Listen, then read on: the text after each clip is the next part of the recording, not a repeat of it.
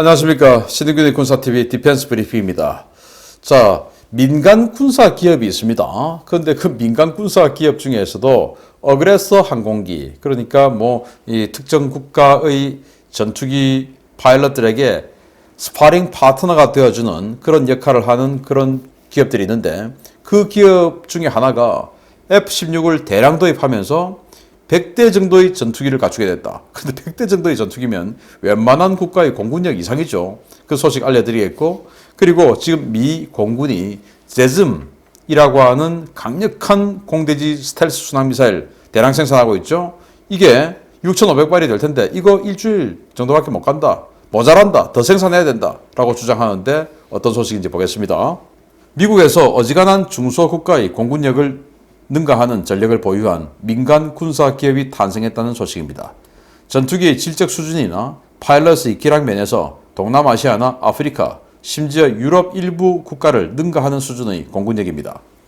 미국 플로리다에 본사를 두고 있는 항공 군사 서비스 업체 드라켄 인터내셔널이 노르웨이와 계약한 F-16 중고기체 초도분 인수가 완료되어 드라켄의 인벤토리에 12대의 F-16A 전투기가 추가되었다고 드라켄 인터내셔널 측이 현재 시각 12월 5일 발표했습니다. 이 회사는 70여 대의 항공기를 보유하고 있고 전 세계의 미군 기지를 수시로 오가며 베테랑 파일럿들로 구성된 직원들이 미 공군과 해군, 해병대의 현역 조종사들을 상대로 공중전 교육을 해주는 이른바 어그레서 서비스를 제공하는 회사인데요. 이번 F-16 도입으로 그 전력이 한층 더 배가되게 됐습니다. 이 회사는 미라즈 F-1 전투기 21대, 미그 21 바이슨 전투기 25대, 치타 전투기 12대, A4 스카이호크 공격기 13대, L-159A 전술 입문기 23대 등을 보유하고 있는데요. 이들 기체에 더해서 노르웨이 공군의 퇴역 F-16 전투기 30대를 도입하는 계약을 체결해 이번에 초도 물량 12대를 인수했습니다. 이 기체들은 F-16AB 기종이기는 하지만 비공식적으로는 F-16AM, BM으로 불리는 중기 수명 연장 사업 MLU 계량을 받은 기체들인데요. 신형 사격 통제 컴퓨터와 레이더 계량, 데이터 링크 시스템과 정밀 유도 무기 운용 능력 부여로 전체적인 성능이 미 공군의 F-16CD 블락 50 수준에 근접했다는 평가를 받아왔습니다. 드라켄 인터내셔널의 이번 F-16 대량 구매는 경쟁사인 탑 에이스가 이스라엘 공군의 퇴역 F-16을 29대나 구입한 것에 대한 대응 조치 성격인데요. 이번 F-16 도입이 완료되면 드라켄 인터내셔널은 100대의 전술기를 보유한 세계 최강의 민간 군사 기업으로 거듭날 전망입니다. 와, 놀랍네요. F-16A죠. 여기 노르웨이 공군 F-16A. 노르웨이가 F-35 도입했지 않습니까? 그래서 F-35 도입으로 밀려나서 퇴역하는 F-16 있겠죠. 이걸 이제 30대를 가져오는 것입니다. 그 중에 초도분 12대를 인수하게 되는데 이게 F-16A지만 또 개량을 거쳤어요. 그래서 우리 한국 공군이 운용하고 있는 KF-16 블락 50이죠. 그 정도 수준까지 업그레이드 된 그 버전이에요. 꽤 괜찮은 성능인데 이게 보시다시피 피하 식별 장치 다 있죠. 피하 식별 장치 있는 거 이게 이제 블락 40급 이상의 상징이죠. 이제 이런 그 업그레이드가 다 되어 있는데 이걸 도입한다. 왜냐? 이 세계도 경쟁 업체가 있는 겁니다. 그래서 현재 랭킹 1등이 탑 에이스라고 하는 업체인데 이 탑 에이스가 경쟁 업체예요. 여기 이제 이 드라켄 인터내셔널하고 탑 에이스라는 업체가 F-16을 대량 도입을 한 겁니다. 그러니까 이스라엘 퇴역하는 F-16을 대량 도입을 하니까 갑자기 여기는 이 드라켄에서는 가장 센 전투기가 미라지 F-1이었는데 그리고 미그 21 바이슨 이것도 이제 이 BVR 전투할 수 있는 버전이죠. 이 정도였는데 F-16이라는 걸출한 전투기를 탑 에이스에서 도입하니까 밀리는 것이죠.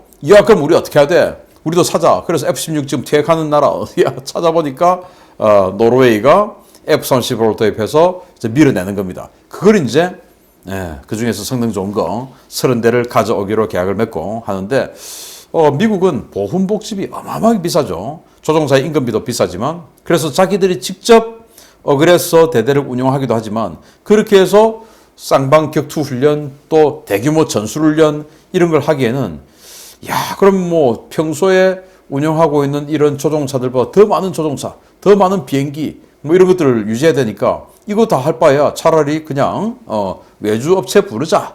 그러면은 비용은 지금 우리 조종사에게 주는 월급 정도 준다 하더라도 나중에 보훈복지비는 안 나가니까 그게 더 유리한 거 아니냐. 그렇게 해서 용산 미군기지 또 평택기지 이런 데 가면 그 경비하는 경비병력 군인 아닙니다. 다 그냥 그 시큐리티 업체예요. 왜? 뭐 어차피 뭐 특작부대 정도 오는 거는 막을 수 있고 이 사람들에게는 지금 미군과 같은 그런 비용을 준다 하더라도 나중에 보훈복지비가 안 나가니까 훨씬 싸다. 이렇게 해서 기지 경비는 뭐 대부분 시큐리티 업체, 민간 군사 기업들이 해요. 마찬가지로 전투기도 이제 그런 식으로 훈련 파트너, 스파링 파트너가 돼주는 어그레서 업체들이 많이 있는데 그 중에서 지금 랭킹 2위로 밀릴 뻔했던 이 드라켄 인터내셔널이 노르웨이로부터 F-16을 대량 도입하면서 다시 1위로 올라섰다라는 소식을 알려드리는데 100대의 전투기다. 이야, 이 정도 되면 동남아 가도 싱가포르 정도를 제외하고는 거의 뭐 짱 먹을 수 있는 이런 수준 되겠고 아프리카 가면 뭐 전체 이집트 뭐 이런 데 빼고는 전체 1위를 먹을 수 있는 이 정도 수준 아닐까라는 생각이 드는 엄청난 민간 군사 기업입니다. 두 번째입니다. 미국이 중국 또는 러시아와 전면적인 전쟁에 돌입할 경우에 미 공군의 탄약은 고작 일주일이면 바닥날 것이라는 충격적인 보고서가 나왔습니다. 특히 장거리 공대지 무장의 재고가 심각할 정도로 부족하다는 평가입니다. 미 공군은 현재 심각한 탄약 부족을 겪고 있으며 중국이나 러시아와 같은 강대국과 전면적인 무력 충돌이 발생할 경우 공군의 주요 탄약은 일주일이면 바닥날 것이라고 미 공군 싱크탱크 미셸 우주연구소가 현지 시각 12월 3일 발표한 보고서에서 지적했습니다. 미셸 연구소는 공군의 주력 공대지 무장으로 자리를 잡아가고 있는 AGM-158 제즘 시리즈의 경우에 현재 생산이 계속되고 있기는 하지만 현재 계획된 물량이 모두 납품되더라도 전면전 상황에서는 고작 일주일이면 바닥날 것이라고 지적했습니다. 미 공군은 오는 2025 회계연도까지 6,500발의 AGM-158 제즘 계열을 조달할 계획인데요. 미셸 연구소는 6,500발의 제즘 계열을 확보하더라도 이 물량은 중국 또는 러시아와의 충돌이 발생할 경우 길어야 8.5일이면 바닥날 것이라고 경고했습니다. 이와 관련해 미 공군 지구권 타격사령부의 전략기획 참모인 제이슨 아마고스트 소장은 우리는 IS 대응 등 저강도 분쟁 때에도 항상 탄약 부족에 시달렸다라며 동등한 수준의 적과 충돌이 발생할 경우 가장 큰 고민은 탄약이라고 우려를 표했습니다. 아마고스트 소장은 현재 토마호크 계열은 136만 달러, 제즘 계열은 70만 달러 선인데 우리는 이보다 더 저렴하게 대량으로 확보할 수 있는 저비용 다기능 스탠드오프 무기가 필요하다라고 지적했는데요.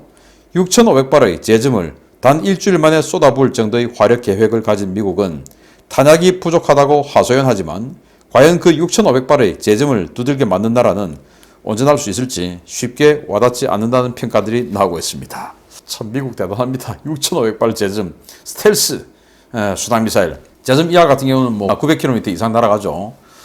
제즘 기본형도 370km. 정말 어마어마하게 장거리 공대지 순항미사일인데 가격이 쌉니다. 70만 달러. 토마호크 136만 달러. 우리 타우러스 같은 경우도 200만 달러. 그 정도 되는 거에 비하면 굉장히 싸죠. 탄도 중량은 480kg으로 1000파운드급 이상의 그런 위력을 나타내니까 꽤 강력한 순항미사일입니다.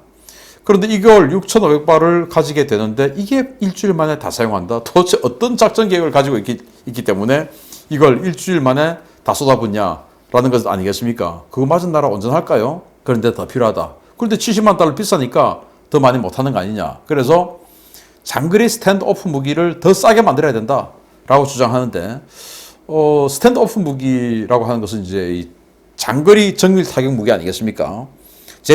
제이담 같은 경우에 정밀 타격 무기이긴 하지만 장거리는 아니죠. 뭐 한 24km 최대. 그것도 고도가 충분히 확보되었을 경우에 그렇다는 거 아니겠습니까? 그러니까 정밀 타격하고 위력은 세지만 제이담은 장거리는 아니다. 그런데 적의 방공망이 멀쩡히 살아있는데 특히 러시아나 중국 같은 이런 아주 강력한 적들하고는 제이담 때리를 못 들어가죠.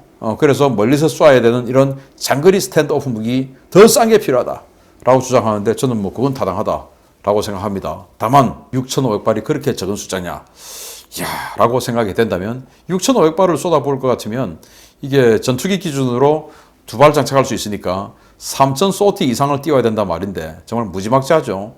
그렇지만 미국이 이 제즘 같은 경우를 전투기, 폭격기 이런 데뿐만 아니고 이제는 수송기에서도 파레타이징 시스템, 제가 여러 번 말씀드렸는데 이런 파레트에다가 해서 낙하산으로 수송기에서 떨어뜨리면서 발사돼서 나가는 이런 방법. 그렇게 해서 이 발사 플랫폼을 워낙 다종화하다 보니까 6,500발이라도 이 부대, 저 부대, 저 부대 다 그냥 배정하다 보니까 적어지는 이런 상황이 아닐까라고 생각이 되고, 뭐 어쨌든 제좀 더 많이 만들어야 되겠네요. 그래서 더 많이 만들어서 북한 같은 나라 완전히 그냥 초토화 시켜버리고, 어차피 통일되고 하면 북한에 뭐 한 달 만에 수십 층씩 올라가는 저런 빌딩들 누가 들어 살겠습니까? 다 철거해야지. 그냥 철거하지 말고 이렇게 제점으로 때려서 철거시켜주면 철거 비용 적게 들겠습니다. 아무튼 미국과 적이 되지는 말아야 되겠다라는 생각을 한 번 더 해봅니다. 마치겠습니다. 감사합니다.